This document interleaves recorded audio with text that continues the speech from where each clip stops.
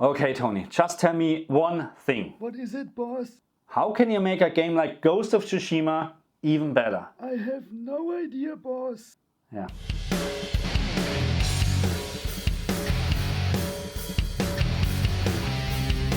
Hello my friends, welcome back to my channel Amok for All. We're starting this video with this beautiful view in Ghost of Tsushima on the PlayStation 5, and yeah, this game looks amazing. Well, amazing is not even the right word. It's outstanding, it's stunning, it's, I don't know, just put a couple of words in the comment section please for this great game. And to be very honest, in my opinion, with all the improvements on the PlayStation 5 version, this is now for me a masterpiece. Okay my friends, so that is the picture what you get on a LG CX. Perfect HDR in my opinion.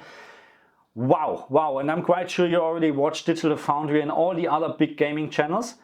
And you know already that we're talking about 4K checkerboard graphic in perfect 60 FPS here on the PlayStation 5.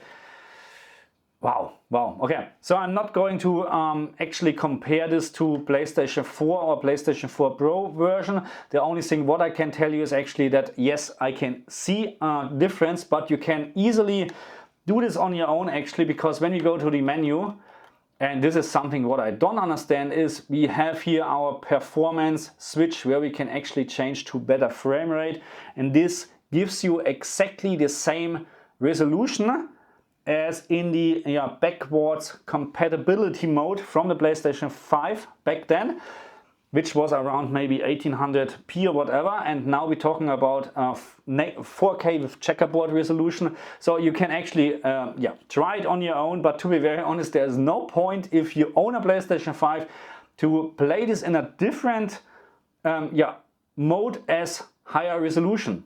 That's my opinion, because for what?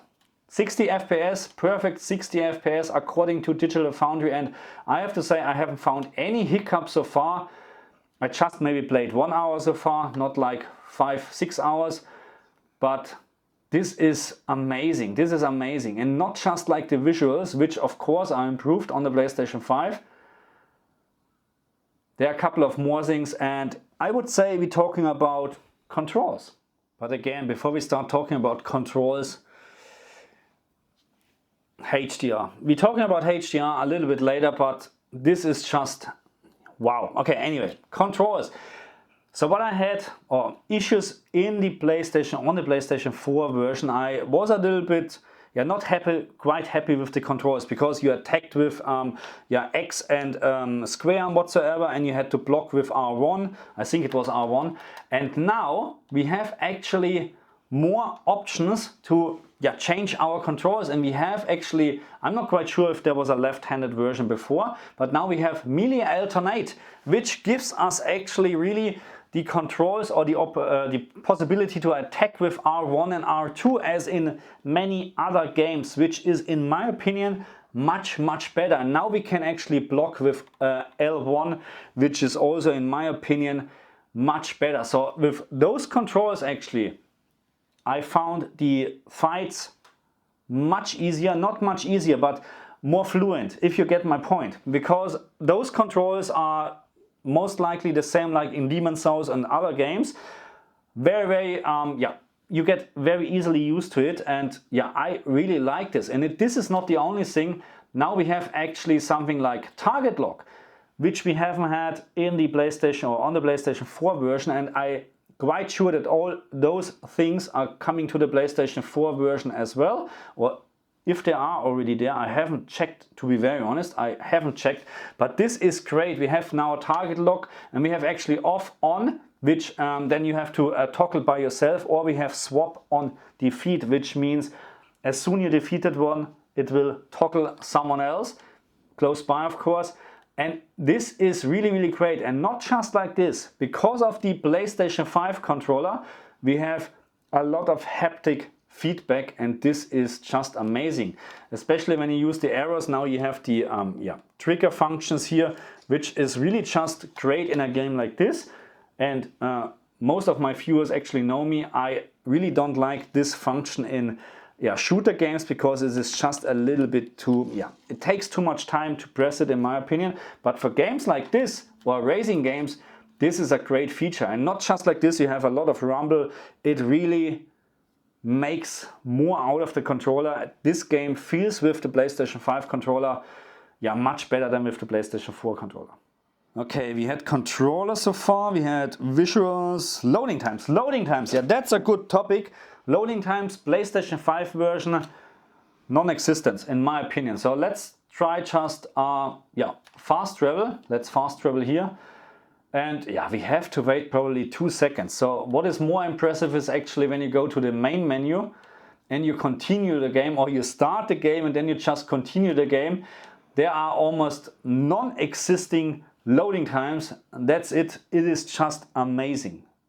Comparing the PlayStation 4 loading times with the PlayStation 5 loading times, which are a little bit, longer. And by the way, the PlayStation 4 version is also installed on the internal drive from my PlayStation 5, and you can see you end up with a loading screen. Still, the loading times are very, they are absolutely okay. Even you play this on a PlayStation 4, but you can see that there is a difference. Sometimes you're ending up even with a loading screen from the travel times here. But don't get me wrong, still impressive for PlayStation 4. But what the PlayStation 5 version is offering you, this is really impressive.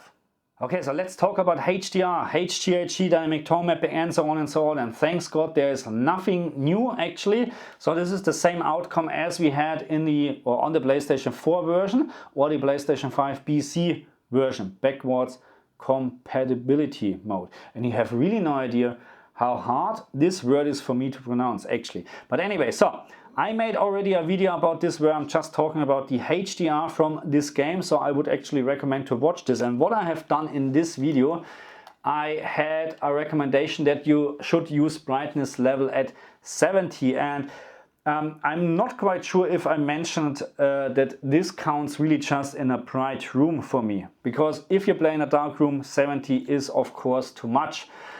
As you can see hopefully now, it is just too much for this room at the moment. But if you play with daylight and you have a very bright room, 70 is in my opinion the way to go, because otherwise you have really trouble to see anything in very dark areas. But at this very moment, 60 for me is actually perfect. 50 in my opinion, it is just too less. Even in a very dark room I had troubles to actually see all the details in a very dark room. That's why I choose actually 60. But what is also very important, and you need to consider this where we are here. Let me just change this to 60 back. When we're talking about HDR in this game, then we need to consider that this game is actually supporting the internal HDR calibration menu. So that means choose the mode what you like to play with, HDRG, dynamic tone mapping on, and so on, what you like to play with. And I would really strongly recommend you play this game with HDRG. Set it up as it is here in the correct way, which means you toggle this until you can't see the sun anymore, then you apply it. The same for this screen. Toggle until you can't see it anymore, then you apply it, and here you go all the way down, even everything, the sun is completely gone. And then you're good to go for this game. And we just jumping back in, and thanks to the PlayStation 5 version, this is not taking long, not at all. This is just amazing, really. And look, we are back. This is crazy.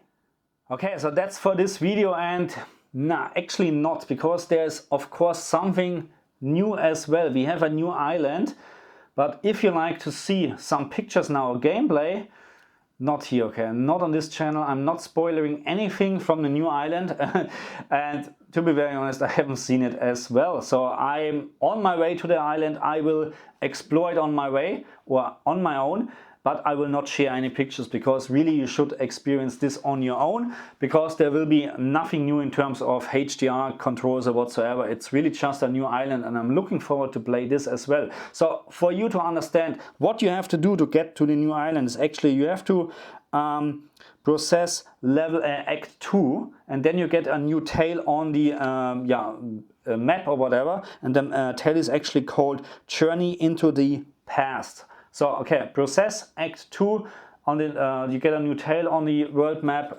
called Journey into the Past, and then you're good to go to the island, or follow, of course, yeah, the quest, and then you can go to the island. This is what I'm going to do, and yeah, I'm looking forward for playing this actually.